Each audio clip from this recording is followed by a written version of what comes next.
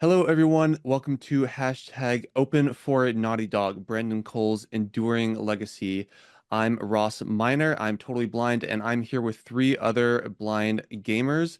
And we're here to talk about the state of blind accessibility in the industry, but more importantly, Brandon Cole's impact on blind accessibility.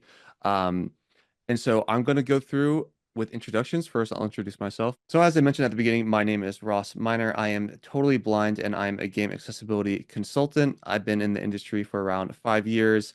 I'm also a content creator where I raise awareness about game accessibility on YouTube and Twitch under just Ross Miner. But yeah, I've worked on games like As Dusk Falls, Sea of Thieves, Madden, and I've spoken at GAconf a couple times, South by Southwest, all in the name of advocating for accessibility. And I also do a bit of audio description narration on the side. I am here with three amazing blind gamers. I'll go ahead and preface and say that we had a slight hiccup, and so one of our gamers unfortunately had to record their responses to the questions as opposed to being here in person. But very much so, really excited to have everyone here. So first, I guess we will start with Carlos. Hey everyone, my name is Carlos, and I am recently now an accessibility consultant. I've always been a fighting game competitive gamer. I've been around the fighting game scene since 2012 all the way to now, and I go off to offline tournaments.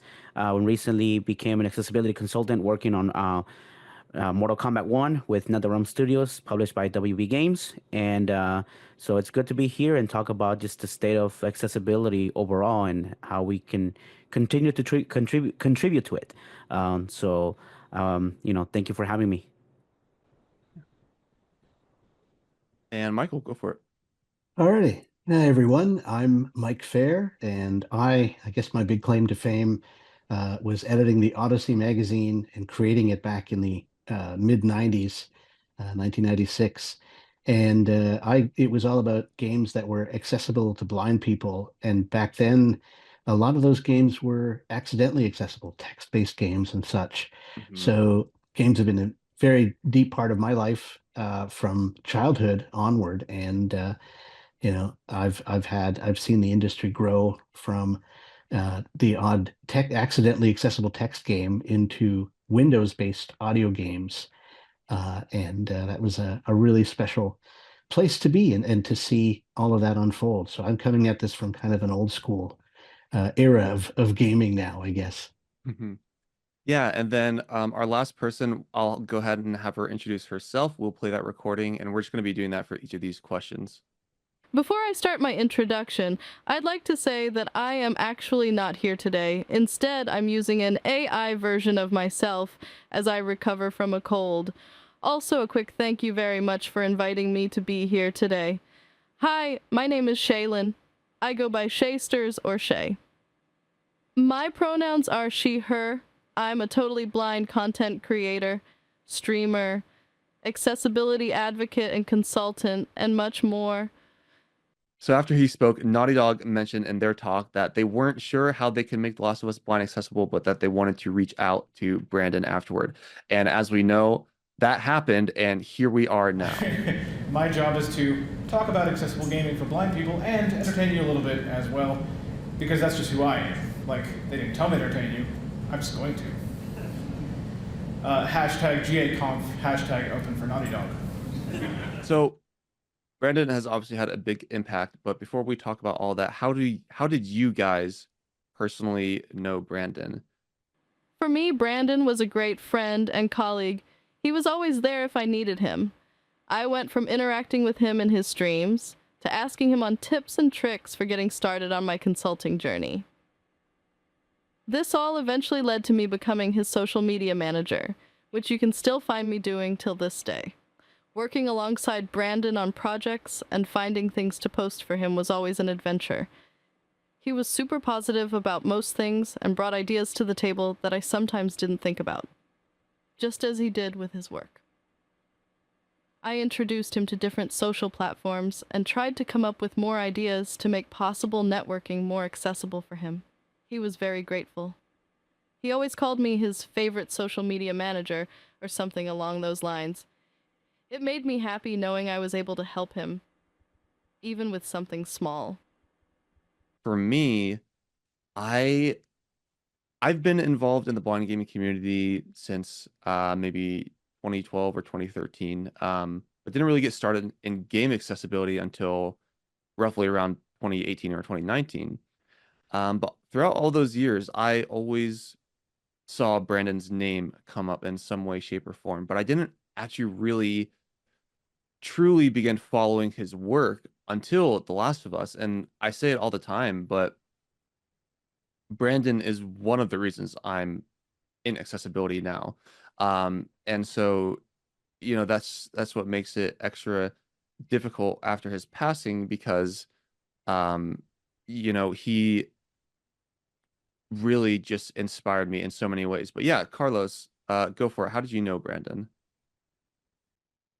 So fun fact, actually, the way I met Brandon was through you guys. Actually, you and I and him. Actually, I talked about this in somewhere else where after the whole. So what happened was there was this major thing that happened in the fighting game community that it just kind of spread.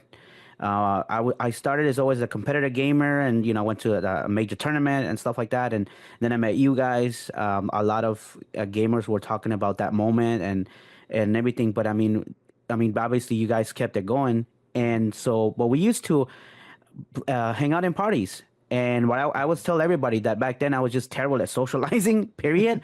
And so I never kept that relationship, even though Brandon was always there, right? Brandon was Mhm. always there. We used to get in party chats and play some Mortal Kombat, right? Hang out and all that. And over the years, I later found out about the speech that he made, right? Because I was mostly focused on just again the competitive scene. That's where I'm known the most. Mhm. But the accessibility thing, it was later on, and it's like, man, he kept it going. Like he kept going, and it was his dream of making games accessible wasn't just talk, Mhm. And when that happened, it was like, oh my God, like this, this means business, right?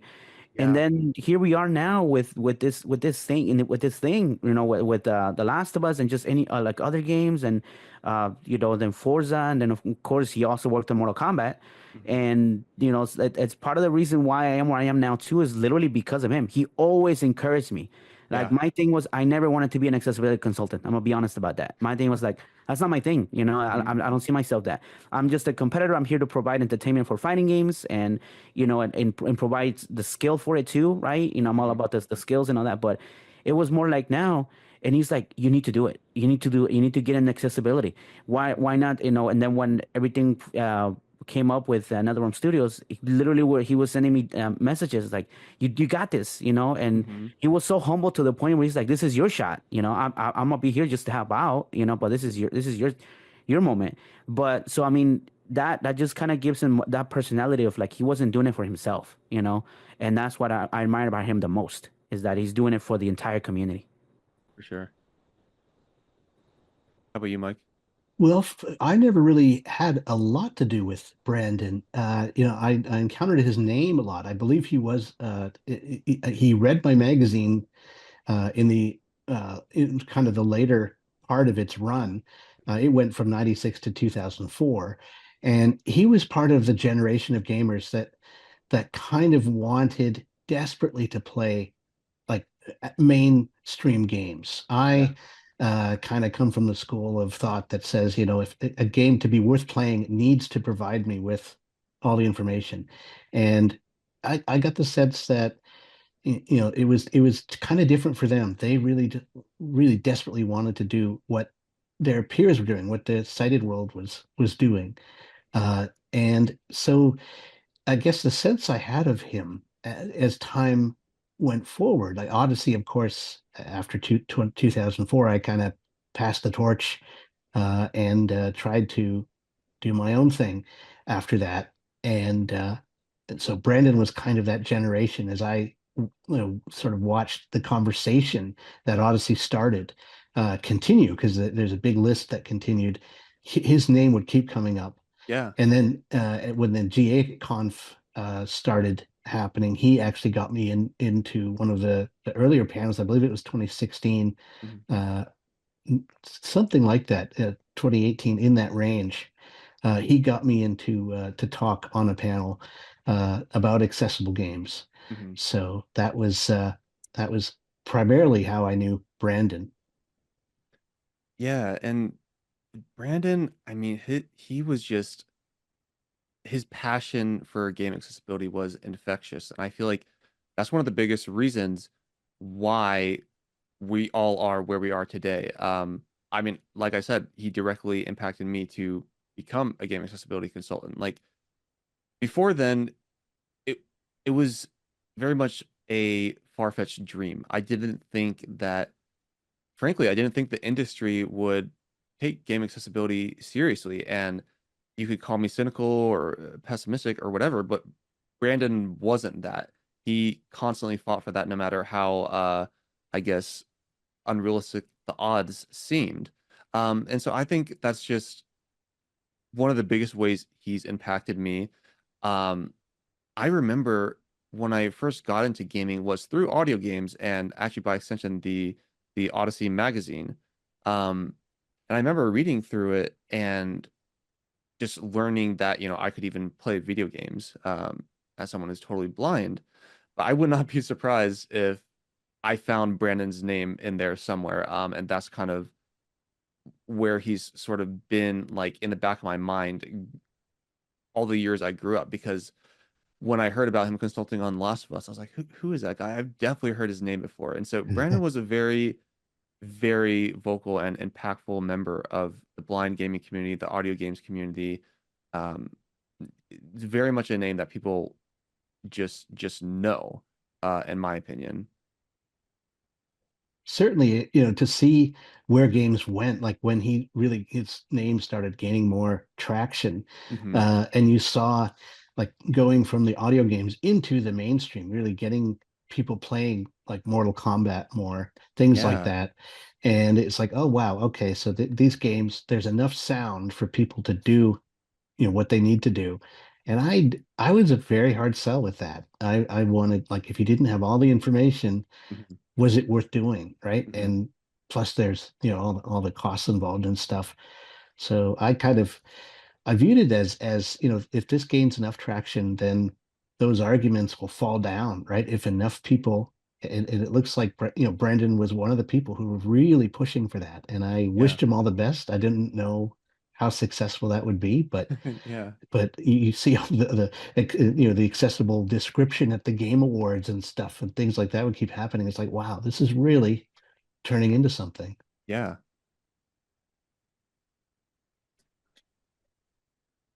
Oh, sorry, just grab a drink. What about you, Carlos? Any other thoughts?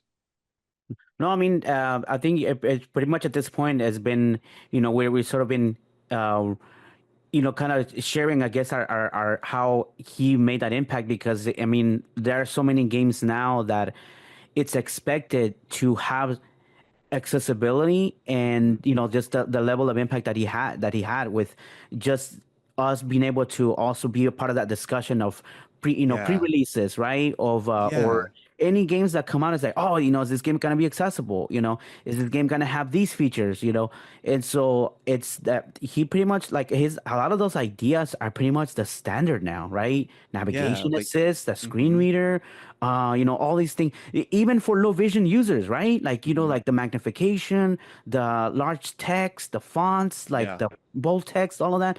So he wasn't just thinking about the blindness side, like total blindness. He was thinking about what about my low vision peers, right? Like, how are they going to access this information? What about color contrast? You can make the characters. So the Last of Us is like such a good template specifically for the blind, right? Since Yeah. that's I because I understand that uh, for other disabilities, I could kind of see, it could need some improvements and all that. But for the most part, for the blind, I think like that is like the template, especially like what Michael was talking about, the information. That was my biggest gripes for games back in the day. Yes, like I would try fighting games and stuff like that. But we had to like do that extra work to find that information that it's right there on the screen, right? hmm And now we have the screen reader. And thanks to Brandon for that. Yeah. No, we're definitely gonna in just a second talk a bit more just on his massive impact on the industry. And just one thing I really wanted to touch on finally was just how much Brandon uplifted others. Because like you said, Carlos, like Brandon ha helped you, get in touch with NetherRealm with, to work on Mortal Kombat. Um, I think you said it earlier that he was very humbled that he definitely could have like just been like, oh great, I got hired to work on Mortal Kombat, but instead he looped you in because he knew, in my opinion, like you're the blind Mortal Kombat guy, and so like it was only right for you to work on the game and have a say on the features that were implemented, and so I just think that that speaks a lot about Brandon's character, in addition to just all the videos he made, all the articles he wrote. Uh, uh, just to educate blind gamers and developers, of course, on, you know, is XYZ game accessible, or the state of the industry. So we've established that Brandon has had a huge impact on the industry and blind accessibility and just the way that developers view the potential of blind accessibility. So I want to talk about where we are currently in the gaming industry. If there are any wins, losses, frustrations that you have currently. I think blind accessibility in gaming has progressed since Brandon's talk in 2017. He's brought us quite a few accessible titles. But I think this is just the beginning. Brandon started something incredible that I believe we, as consultants, need to carry on for the rest of our lives and beyond. I think a win for me this year is seeing Diablo build more on their accessibility. I feel like much blind accessibility hasn't been very present this year, and I feel like we're going backwards in progress. For me, I think we had many, many wins in recent history, especially in 2023. So we had three AAA games that were made blind accessible in 2023: Mortal Kombat 1, Spider-Man 2, and Forza Motorsport. And that's if you don't even include like The Last of Us 2 remaster. And all of these were because of Brandon's influence, which is just wild to think about. And so I think that game accessibility currently where it is and blind accessibility in these games, um, I'm still very much of the opinion that I don't want to say we have to be grateful for what we can get, but clearly, in my opinion, that the effort is already there. I think it can only benefit us if we just continue to spread awareness. And so I'm incredibly grateful that I can pick and choose between three or more accessible AAA games. So while 2023 was great for that, 2024, there really hasn't been a ton in terms of blind, these new blind accessible games. But that doesn't necessarily mean I'm disappointed. Game development, that fluctuates a ton. We know that the industry isn't in the most incredible place right now, but despite that, I've talked with a lot of different studios. I know there's still a lot of research being done in the background. And so I don't think that just because there hasn't been anything in 2024, that means that the mission of accessibility is faltering or slowing down. It very well could be that next year there are two, three, or four more new AAA games that are blind accessible. But curious what both of you think. So for me, the way I look at it now is, I think you really appreciate the history where it started at a certain point where blind gaming was put in the spotlight, and then Brandon and then you guys kept it going, and we're now where it's expected that a game should have some sort of accessibility. Yeah. And so it's like it's the standard now. It's part of the development cycle, right? Instead of Hmm. like, oh, what if we do this thing after the game is like pretty much done at that point, and so it makes it a little challenging to do that. So, Hmm. one interesting thing that happened. So recently in July, I went to I went back to Evo. For those who don't know, Yeah.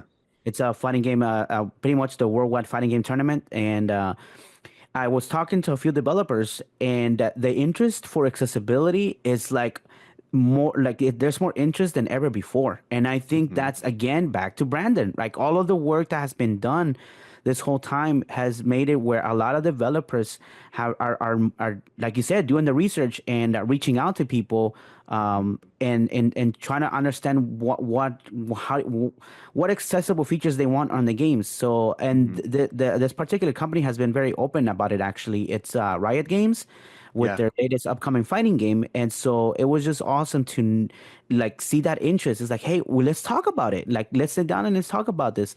What makes it accessible? Like, Mhm. and so they're coming up to us, asking for that feedback. And I think that's a good thing. I mean, you already talked a lot about what already happened in the industry right now and everything. Like, we don't know if we're gonna maybe hopefully get some more games down later down the line that are more accessible.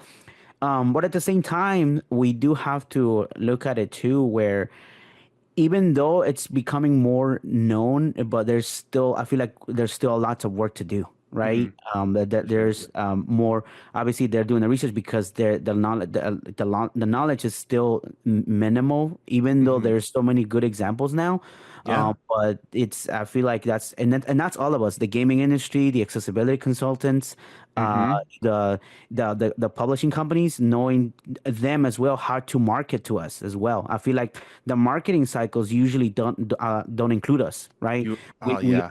so that's one thing that I definitely want the industry to sort of improve on that. I mean, we like a good example is that I run a series of tournaments, and we showed how you can do a game trailer with audio descriptions, with captions, and Naughty Dog did it too. I mean, we were inspired by Mhm. them, so I feel like that's one thing that I hope that the industry improves upon is the marketing too. That talk about your accessible features. Don't wait till like the game is out, or some accessibility consultant that is preaching to the Mhm. choir, is reviewing these games. Look, you want this to become more of a mainstream thing too, as far as just the upcoming features, and everything. Talk about it as part of your development cycle, or as far Yeah. as, marketing. So that's my thoughts on the state of the industry right now. No, those, oh man, you make so many good points. Completely agree with you on the marketing. Making those accessibility features known before launch. But then yeah, audio described trailers. I mean, pictures with alt text on social media, these things, talking about these features beforehand get people hype, in my opinion, at least in the disabled gaming community. But in terms of, yeah, improvement to games. I mean, for blind accessibility, there are so many genres that we haven't really touched yet, for many different Really? reasons that are kind of beyond the scope of this panel, I feel. But like open world games, there isn't really a blind accessible open world game or FPS. We've made steps with accessible FPSs with like Gears 5, I would say is very accessible, or has accessibility features for blind gamers. I know there are a handful of blind gamers that play Call of Duty, um, but I personally, yeah, would love to see some of these genres be more accessible, and it's my dream to make some of these genres accessible, that we have never had access to before. I've always wanted to just bring a new system, a new design to a game where, similar to, like, I'm sure how it was with Brandon and Forza, like, hey, I want to drive a car, let's make this happen. I'm the same. Like, hey, I want to explore an open world and get immersed in that world. Let's make this happen. I'm rambling a ton. What about you, Mike? Okay, well, I'm coming at this from outside the console sphere. And that's, one of the reasons is expense and the lack of choice. If I plunk down half a grand on a console, Mm-hmm. there has to be choice of games that I'm actually interested in playing. Fighting games don't really appeal to me. Mm-hmm. So that's one, there's so much low-hanging fruit Mm-hmm. that hasn't been hit. And we've seen that like outside the console space. Um, there's a lot of even games that could be accessible, games that are totally text-based, games that I can envision ways you could do like a side scroller and have that accessible platform game accessible on iPhone. Can Mm-hmm. picture how that could be done. Can't do it myself. Have no idea. I'm not a programmer. I'm an English Mm-hmm. major, right? Mm-hmm. So I mean, different headspace there. So, I see all this activity, and we have, you've got a lot of really now excellent examples of this is how things could be. And then what we need now is depth of choice, Hmm. depth of possibilities and really tap into that feedback, get that feedback from the community early. Don't wait till after. Don't wait till you're shipping the thing. You know, Hmm. do it from day one if you can. Yeah. That's I think unfortunately a lot of these things. I've had occasions where I've made suggestions to developers and they were like, "Oh, if only I'd known that like months ago, right? Hmm. I could have done something about that." Yeah. We've seen some really big strides in mobile gaming recently. Hmm. I'm of course my gaming is primarily on iOS now, Hmm. and there have been thanks to this Unity plugin that Yeah. Apple made, that has unleashed a lot of potential. I'm playing a couple of card games now, monster Yeah. fighting card games, Doncaster. Yeah. Hmm. That's 1,000+ cards in that game. Hmm. There's no way you could have something like that accessible like 5 years ago. Wouldn't have Hmm. happened. But Yeah, and now, I was going to say it, you and I were talking about that before we started recording, and I was just to confirm. So the Doncaster app was made accessible through that Unity plugin, right? yes, that's as I Yeah. understand it. It seems, Hmm. and Brock the Investigator. There's another case, a Yep. graphic adventure game that of the style that would be completely inaccessible. Even as much as 3 years ago, I don't think we even had one example of that kind of game. And now you've got this very widely sold game, Hmm. fully done to be accessible to the point where if a puzzle is too hard for a player, you can skip over. You might not get exactly the same experience as you would if you could see it, but you can meaningfully play it. Yeah, And that's what that's one matters.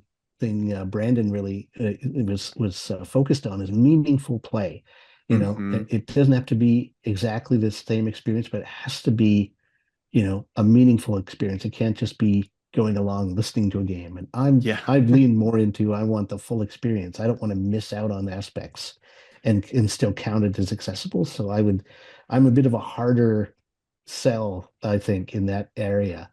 Um, Yeah.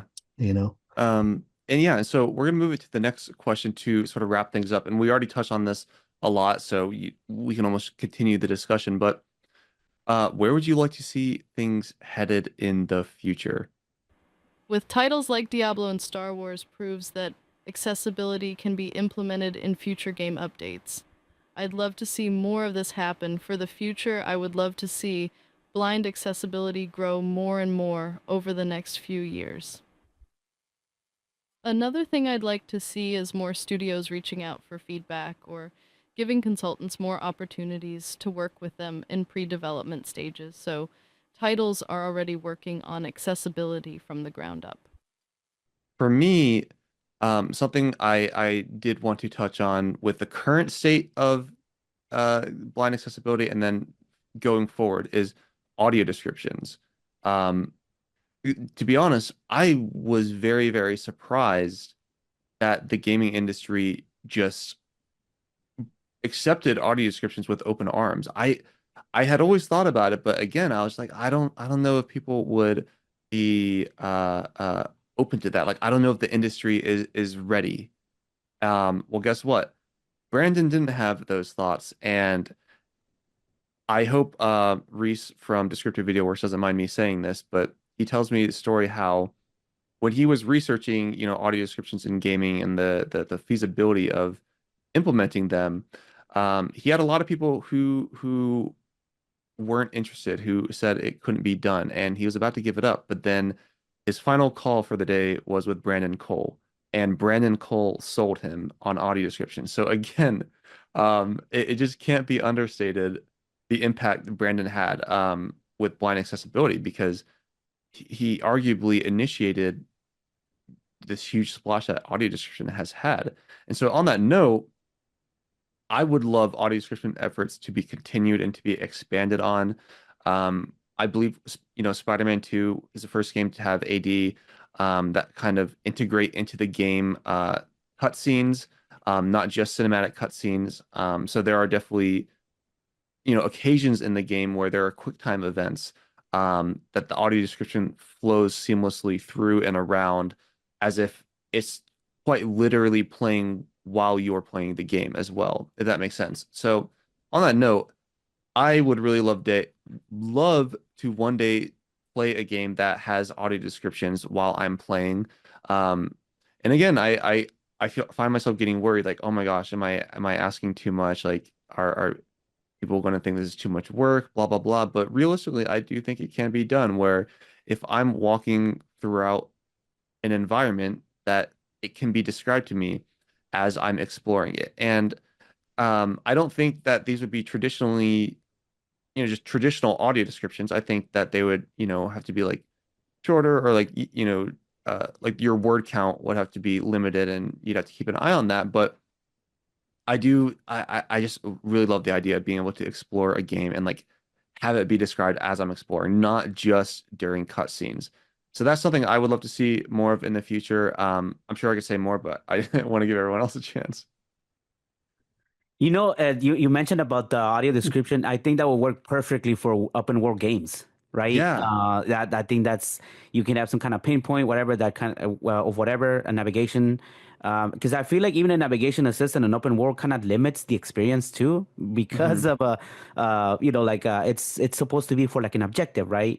Usually that's the main Hmm. design of it. But I'm sure that there's some geniuses out there that can figure this out, right? Hmm. But I mean, audio descriptions will go a long way, like as you're going. So I'm thinking about it as you were talking about it. I'm like, hey, that's actually a really good idea Hmm. that can be implemented. But to answer the question, for me, I'm more about like the testing aspect of the accessibility, right? Hmm. Where you in like how you have so again in a fighting game scene we have testers for the glitches or bugs or in terms of the fighting itself like any they call it infinites where you can do something over and over without any consequence Yeah. and stuff like that. So it will be awesome if they can also start implementing that sort of feel of the part of the development cycle where you can go in there. I mean, I know that the consultants are technically that, right? Mhm. But it would be awesome to actually have a department specifically, like a QA tester I specifically agree. for the I accessibility. absolutely agree, We need Carlos. you need QA testers for that. Hmm. So that way it's in-house as well.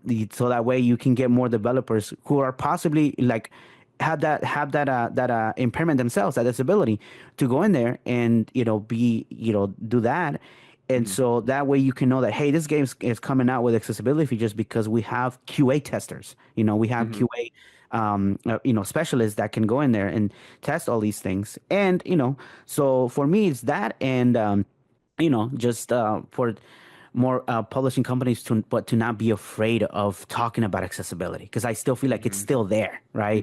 Hmm. People are still kind of hesitant to talk about it, and you see it like Mike makes a good point about like mobile gaming, where like a lot of these games, when they if they come out with accessibility features, a lot of these indie gamer developers, they're proud of it. Like Brockton Instrument Yeah. is a good example. They're like, hey, this we're doing this, for iOS now. Yep. Accessibility features are coming through, expect, and so that already generates that hype that every other gamer wants, and Hmm. so that will be my two like main things. I Hmm. have another one, but I know that once we're done, I'm gonna think about it, and I should have said that kind of thing. So I know, right? There's just so much to say, it's just so so much little to, time. yeah, Yeah, but Mike. So yeah, I want to pass it on to Mike because I'm sure he's got a lot to say. sure. Well, yeah, a few things. I mean, I'd really like to see just baseline awareness grow more about the Hmm. tools and about the blindness market that we're out there. I think a lot of developers don't realize. We have a few champions in the iOS gaming space now. The developer behind Six Ages, David Dunham, he put a lot of work. He hired an intern to basically help him make that game accessible. It Oh, was not wow. designed for everybody. It was designed for sighted people. And then, back when he did King of Dragon Pass, it was like, well, we could make this accessible. Someone wished that would happen, Hmm. and then it was. Hmm. And so I've seen a lot of those kinds of experiences, and then once the developer has done it, they become real champions. The developer of A Dark Room is another case in point. Hmm. And so we have a lot of these people spreading awareness, and that is, I think, going to help us. And now that they can tap more easily if they're using Unity into uh, the accessibility tools that Apple provides, Hmm. they don't have to reinvent the wheel as much, and Yeah. that will help. So if we can minimize the effort that it takes to make a game accessible, like it's not just like throwing a switch. It takes Hmm. effort. It really does. Hmm. So uh, I I would like to see a much broader dearth of genre of game become accessible than is right now. Yeah. There are a lot Yes. of too many genres that aren't well represented, and then Yeah. we have a history of concept cases, right, where we get an example. Like there's a version of pinball, uh, there's a version on PC that made the rounds, and there's a version on iOS that could really be developed.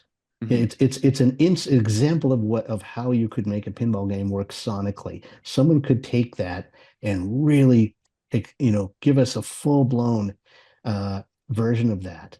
Yeah. Doncaster is a case in point where this is a real full, deep card game Hmm. of the fighting trading card monster kind of these games, and it gives us a taste of just what these games can be if things are taken to a more maximal level, right? Yeah. And so I'm hoping to see more examples of that where we don't just get the concept proof, simplified kind of experience, but we get the real, the meaty, Hmm. top quality, deep experience that could Yeah. be. I think with description and sound, I mean, there's an area where you really need to use sound. It's speed is everything with this kind of stuff. If we're Hmm. going through an open world where things are happening like Hmm. live, we can't wait around for it to be described, even, Hmm. if some of us can understand speech at ungodly rates, like my Hmm. wife. I can't do that. And I wouldn't want to for enjoyment of a game. I want to relax, really feel immersed in the experience. And so I need the sounds to do a lot of the show for me. I need them to really, be used well enough so that I can take in what's happening. Hmm. Not probably not quite as quickly as you can with sight, but something akin to that, so that you'd have something like the same experience. Yeah. Otherwise you have to Mhm. I otherwise you have to completely alter agree. them. I completely agree. Especially about just expanding to new genres. Like I already mentioned it before about like FPS games, open world games, but like even just genres that we already have access to, like Doncaster, is this card game, but I love those kind of games and I want more of that. So we have Slay the Spire, the accessibility mod, on PC, but Slay the Spire See, 2 is coming out, and will that game have an accessibility mod? I don't know, but I it, know that it, game I is want on to get rid of mobile. I want to get rid of the mods and have it just done by the Yes. developers Yes, from day exactly. one. That would Exactly. And because you know why Here's I my thing. have. Here's my thing. Hire those developers who are doing it, the community, mhm, like, the community developers, get them on board and they already got the knowledge, you know? yeah. Because Because I want to add to that a little bit too. Like, I mean, even look at like, for example, we have like, say, RS games for like Uno, Monopoly, all that stuff, right? Mhm. But wouldn't it be cool if we can actually play on PC that visual version of Monopoly or Uno, Yeah. right? Just add like whatever it needs to make it accessible, which a lot of it is text based, right? A lot is point and Hmm. click. So do that, but I mean, and the notion of like getting them out of getting the mods. Yeah, I feel like, hey, these modders are pretty genius. Why not have, that stuff in house so that way you can just install a game and just, it's Yeah, that's out of the box. I'm with Yeah. Michael on that So 100%. on the on more this topic, sorry, I really hate to cut you off, but we do have to wrap it up soon. I'm just gonna give you guys one last question and make it nice and quick because if I'm correct, we're almost out of time. But if you had one dream game that you could help make accessible that you could consult for, what would it be? For Shay, since this was a very last minute question, her answer is, I don't have any particular game I'd like to work on, but I'm open to any opportunity as I believe that all games should be accessible. Mine, it is so difficult to pick, but right now, I guess since I've been on a card game kick, I'm a huge Magic the Gathering fan, and I would love to work to make like Arena on mobile and PC accessible. Just because I love Magic, and I've always wanted to play the online version. I see blind people asking about it all the time too. Since there's a Hearthstone accessibility mod, people ask, "Oh, is Magic accessible?" So I would love to see that. But what about you, Carlos? What is your dream game? Oh man, I'm gonna have to think about this one. So Mike, if you want to take it real quick, this is a hard one. This is a tough one. Yeah. For me, I go back to something like Gauntlet, Mhm. the arcade game. I would love to play that game in a fully accessible manner where you can hear where the monsters are, where you could join your friends and go on this adventure Mhm. with other actual players and just have that kind of arcade sense of speed and fun and lunging at those treasures, killing those monsters. Mhm. It would just be a blast, that's the kind of, and I think I can imagine how it might be doable, but I Sure. can't do it, right? Yeah. How about you, Carlos? This is hard, I because know, right? I'm a hardcore gamer and I follow everything, and it's like, man, what Yep. do I want? But if I was to pick, really, it would have to be probably the next Gears of War. Yeah, Um, man. Yeah. yeah, because Gears 5 had good potential. Like, I mean, it Yeah. was doable. It did require patience. That the screen reader was great. Everything Mhm. was good, like for the most part. But I know it could use some improvements. I would love to be a part of that. Mhm. Work on some ideas here and there. Now that I'm not as afraid of thinking outside, like just the fighting game genre. So again, because of Brandon, that his encouragement. It's like, Yeah. step outside your box, man. That's just try it out. And so that will be probably like my game to go to. And yeah, I mean that will be the only thing. Another one will be Halo. Like Halo Infinite was so close, Yeah, so man. close. Halo will be, those games like to make it more playable. That way we can just step out of our comfort zone as far as me, like what my genre that I'm with, and just try different other games like that. I think that will be, Yeah. but I know that there is a challenge to make those things accessible, especially like in the competitive scene, because as just things that new discussion comes up. But those are, Mhm. I guess, will be Gears of War will be mine. Yeah, and it is difficult because like I want to say like open world games like if I could play Skyrim, I've always wanted to play Skyrim and just Oh, yeah. there's still so much potential out there. There's still so much to make accessible, but Can I switch what mine? Grand Theft Auto. Grand yeah, Theft Auto. Grand Grand Theft Auto. Grand Theft you Auto. That's it. yeah. Grand Theft Auto. Uh, That will be, yeah. Now that you mention it, Grand Theft Auto will be it. Oblivion. Oh, Yes, I'd love Oblivion, to do yeah, right? Like Oblivion. there's just Yeah. too many it's to just too pick. many games. This is a We hard question. So yeah, I mean, but like we have a taste now. Like one of you guys mentioned before is like we're asking more for these features now because we have a taste. We know it can be done. There are games that have already done it. It's like let's keep expanding on that. But we are going to wrap up the panel here. I have a feeling I'm going to have to make some cuts in post to make sure that this fits the time limit. But as you can see, just there's always so much to talk about. We are all really passionate about blind accessibility and where we are in the industry. We want to play these games, and we know there is a large blind community out there who wants to play these games. We're just four people. We don't speak for everyone, but we do know that the demand is there, and a lot of our efforts, a lot of our passion and advocacy has started because of Brandon. And so I hope we just in some way honored his memory in some way, did it justice to demonstrate just how much he impacted our lives and our passion for game accessibility, and our need to play these games with everyone else. But thank you all so much for watching this panel, and hopefully you will see us in another GAconf in the future. If you'd like to get in touch with me, you can find all of my info at rossminer.com/links. For Carlos, you can find him on X and YouTube at KH and on Twitch at KH_Rattlehead. If you'd like to keep in touch, you can find me on most platforms as Shaysters. That's spelled SHAYSTERS. You can also email me at shaystersofficial@gmail.com. Well, everyone, you can reach me at michael.fair@gmail.com. And fair is F as in Frank, EIR. And that's probably the easiest way. I'm also on Mastodon at mfair@mstdn.social. You can find my blog at michaelfair.blogspot.com. And on that, you'll find my book, Personal Power, Getting the Most from iOS as a Totally Blind User. Hopefully, that'll be helpful and you can reach me in those ways. Happy to hear from you.